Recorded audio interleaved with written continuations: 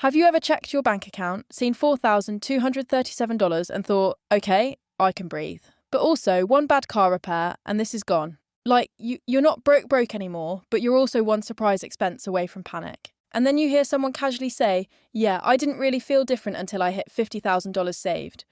And you're like, how? Because right now, an extra $200 would change your entire week. An extra 1,000 would change your entire month. But 50,000, that might as well be a million. It's just numbers on a screen you can't even picture. If that sounds uncomfortably familiar, yeah. This video's for you. My name is Lucy, and I spend way too much time thinking about how money messes with our brains. If you're someone who is saving but still feels financially stressed and unsure if you're actually making progress, make sure to hit the subscribe button and give this video a thumbs up if this helps you out. Because today we're talking about why your first $5,000 changes your brain more than your first $50,000. And no, that's not motivational fluff. There's actual math, psychology, and data behind this. And by the end of this video, you'll understand exactly where you are on the money stress curve and what number actually matters for you right now. Here's the thing. Most people assume money works like this. More money equals more peace equals more happiness. So logically, $50,000 should feel 10 times better than $5,000. But in reality, that's not how our brains experience money at all. In fact, for most people, the biggest psychological shift happens way earlier. Long before six figures, long before wealthy, long before posting investing screenshots online. It happens somewhere between $3,000 and $8,000. And if you don't understand this shift, you'll keep chasing numbers that never feel like enough. You'll hit 20,000 and wonder why you still feel broke. You'll hit 40,000 and still check your account every morning with anxiety. So let's break down what's actually happening in your brain. According to the Federal Reserve, nearly 37% of Americans can't cover a $400 emergency expense without borrowing or selling something. Not 4,000, not 40,000, 400. Let that sink in for a second. That's more than 1 in 3 people. Your co-worker, your neighbour, maybe the person sitting next to you right now. So when you hit $5,000 in savings, you're not just a little better off. You've crossed a psychological line that over a third of the country hasn't crossed. And that matters more than people admit. Look, $5,000 isn't rich. It's not even close. You're not buying a boat. You're not retiring early. You're probably not even taking that dream vacation yet. But here's what it is. It's rent covered for at least 1 month, maybe 2. It's a car repair without panic. It's a medical bill that doesn't spiral into credit card debt. It's a broken laptop that doesn't mean putting groceries on a card. It's your kid needing new shoes and you just buying them. It's time. Actual breathing room. Psychologists call this scarcity relief. When your brain is constantly worried about survival-level expenses, it goes into what researchers call tunneling. You focus only on what's urgent right now. You can't think long-term because short-term is screaming at you. Studies from Princeton show that financial scarcity can reduce cognitive performance by the equivalent of losing 13 IQ points. That's the same impact as pulling an all-nighter. So when you save your first $5,000, your brain literally starts working better. You make smarter decisions. You see opportunities you couldn't see before. You stop reacting and start planning. This isn't just feel-good talk. This is neuroscience. Let's do some simple math that most financial gurus skip right over. If your monthly expenses are $2,500, then $5,000 equals 2 months of life covered. $50,000 equals 20 months of life covered. Now here's what most people don't realise. The first 2 months are the ones that remove panic.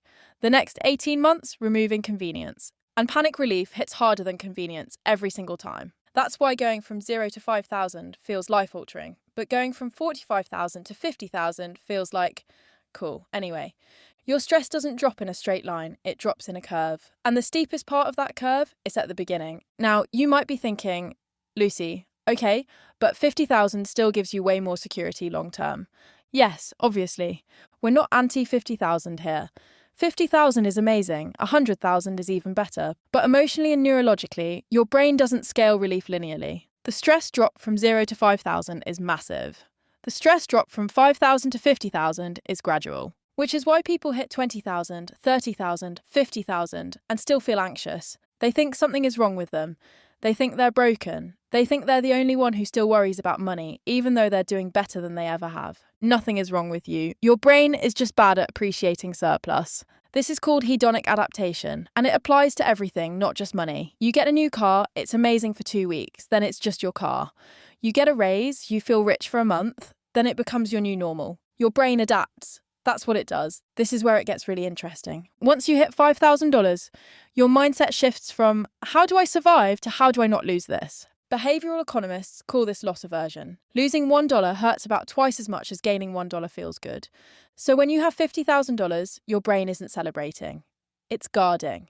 That's why people with high savings often feel more anxious, not less. More to protect, more to mess up, more to second guess. I know people with six figures saved who still agonize over spending $30 on dinner. Not because they're cheap, because their brain is in protection mode, not enjoyment mode.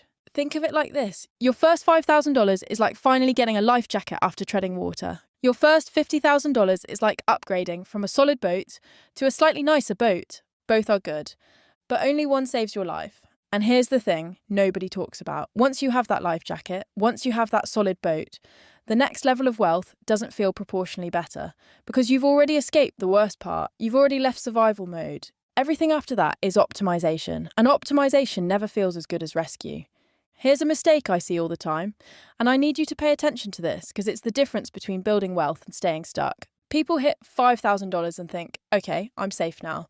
And then they loosen spending, they upgrade their lifestyle, they stop tracking money, they delay investing, they treat themselves because they finally can, and suddenly they're stuck hovering between $3,000 and $7,000 for years, sometimes for a decade. This is called the comfort trap. Your brain confuses temporary relief with long-term stability. You feel safe, so you act like you've arrived, but you haven't. You've just reached base camp, and base camp is not the summit. So here's what to do instead, and I want you to actually do this, not just nod along. The moment you hit $5,000, separate it from checking. Open a high-yield savings account if you haven't already. Label it Do Not Touch. Emergency fund, life jacket. Whatever makes it feel sacred. Treat it like insurance, not spending money. This preserves the psychological benefit and prevents backsliding. Because if that money is sitting in checking, it will get spent. I don't care how disciplined you think you are, it will get spent. Next, shift the goalposts intentionally. Instead of chasing $50,000 immediately, set the next goal as 6 months of expenses, because your brain understands time-based security better than big numbers. 6 months of life covered feels real. It's tangible. You can picture it. You can feel it. $42,713 does not. That's just a number. It doesn't mean anything to your nervous system. Here's how to calculate your number. Take what you spend each month. Multiply it by 6. That's your target. Spend $3,000 a month. Your goal is $18,000. Spend $4,000 a month. Your goal is $24,000. Spend $2,000 a month. Your goal is $12,000. It's not about hitting some random number you saw online. It's about covering your life for 6 months. That's what makes it real. And here's the counterintuitive move that separates people who build wealth from people who just save. Once you hit $5,000, start investing even if it's just $50 a month. Not for returns, for identity. Because the real shift isn't money, it's seeing yourself as someone who builds wealth. It's about becoming an investor, not just a saver. And that identity shift changes everything. It changes how you think, how you spend, how you see opportunities. Let me tell you something I've noticed after talking to hundreds of people about their finances. I've talked to people making $150,000 a year with $2,000 saved. And I've talked to people making $55,000 a year with $7,000 saved who sleep better at night. Income impresses people. Savings calms the nervous system. You can make all the money in the world, but if you're spending all of it, if you have no buffer, if you're living paycheck to paycheck at 6 figures, you will still feel broke. Because feeling broke isn't about what you make. It's about what you keep. And it's about whether your brain feels safe or whether it's still in survival mode. So yes, 50,000 matters. 100,000 matters.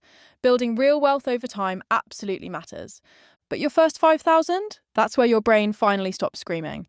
That's where decisions get clearer. That's where confidence sneaks in. That's where momentum actually starts. That's where you stop feeling like you're drowning and start feeling like you're swimming. If you're working toward your first 5,000 right now, I want you to hear this. You're not behind. You're not bad with money. You're standing at the hardest psychological checkpoint there is. And once you cross it, things really do change. Not because 5,000 is magic, but because your brain finally has permission to think beyond next week, beyond next month, beyond the next disaster. You start making decisions from a place of possibility instead of panic, and that changes everything. So keep going. Every $100 matters. Every paycheck where you put something aside matters. You're not just building a number, you're rewiring your brain, and that's worth more than you know. If this helped you understand your money differently, hit the thumbs up. It helps more than you think. Seriously, it pushes this video to people who need to hear it. And if you want more videos breaking down money without the fake guru nonsense, Without the get-rich-quick schemes, without someone trying to sell you a course, make sure you're subscribed. I'll see you in the next one.